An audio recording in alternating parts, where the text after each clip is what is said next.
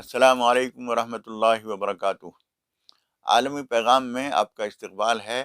میں محمد عبداللہ طارق۔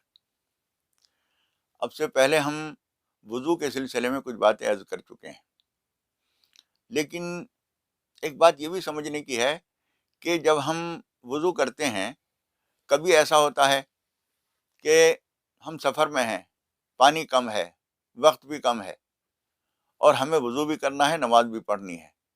پانی تھوڑا سا ہے، پینے کے لیے بھی رکھنا ہے، اور آپ پانی کی کفایت کرنا چاہتے ہیں، تو آپ یوں سمجھ لیجئے کہ وضو میں ایک تو 3 دفعہ کرنا ضروری نہیں ہے۔ وضو تو ہو جائے گا، ایک دفعہ کرنے سے بھی ہو جائے گا، لیکن پوری طرح سے تر ہو جانا چاہیے۔ ہر وضو جو تر ہونا ہے، اس میں یہ سمجھ لیجئے کہ فرض جو ہیں، ہاتھ پہ اگر کچھ میل کچیل ہے، کچھ گندگی ہے، تو اس کو تو دھونا پہلے ضروری ہے، لیکن اگر ایسا نہیں ہے تو چہرہ دھونا، ایک مرتبہ پوری طرح سے چہرہ بال اگنے کی جگہ سے لے کر ٹھوڑی کے نیچے تک، اور کان کی ایک لو سے دوسری لو تک، یہ پورا حصہ ایک دفعہ پوری طرح سے دھل جائے، فرض ادا ہو گیا۔ دوسرا فرض کونی تک ہاتھ دھونا ہے، یہ ایک دفعہ پورا تر ہو جانا چاہیے۔ ایک دفعہ اگر پورا تر ہو گیا، 3 دفعہ نہیں ہوا، تب بھی فرض ادا ہو گیا، آپ کی نماز ہو جائے گی۔ اسی طرح سے دونوں ہاتھ، پہلے داہنا ہاتھ پھر بایاں ہاتھ۔ اس کے بعد مسح ہے۔ اگر آپ نے ٹوپی اتاری اور تر ہاتھ لیا اور پھیر لیا ایک دفعہ، وہ ہو گیا۔ کانوں کا مسح رہ گیا، کان کے پیچھے کا رہ گیا، گردن کا رہ گیا، کوئی بات نہیں، یہ آپ کا فرض مکمل ہو گیا۔ اس کے بعد پاؤں دھونا ہے۔ پاؤں بھی جس تفصیل سے ہم نے پچھلی دفعہ بتایا تھا کہ انگلیوں کے بیچ میں خلال بھی ہو جائے، ایڑیوں کے پیچھے بھی سوکھا نہ رہ جائے، کہیں اور بھی خشک نہ رہ جائے، ایک مرتبہ پورے دونوں پاؤں دھل جانا ضروری ہے۔ اگر آپ نے یہ کر لیا تو آپ کا وضو مکمل ہو گیا۔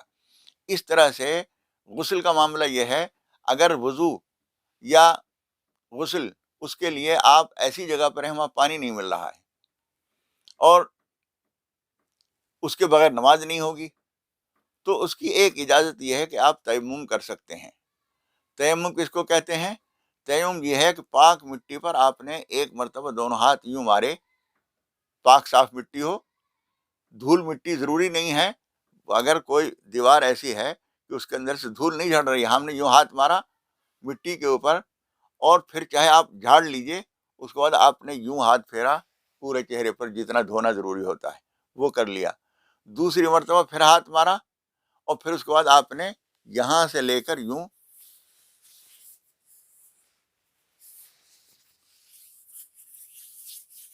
یہ 2 کام کرنے ہوتے ہیں۔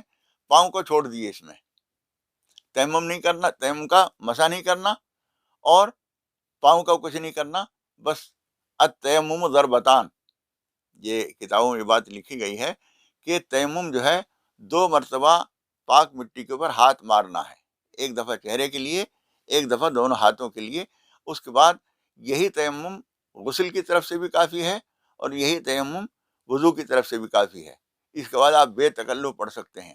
بہت سارے بھائی یہ کہتے ہیں کہ اس میں ہمیں تسلی نہیں ہوتی، ہم گھر ہی جا کے پڑھیں گے، پانی وانی جب مل جائے گا آرام سے اس کے بعد ہی کریں گے۔ آپ کی تسلی جو ہے شریعت کے ہاں کوئی اہمیت نہیں رکھتی، آپ کی تسلی ہو نہ ہو۔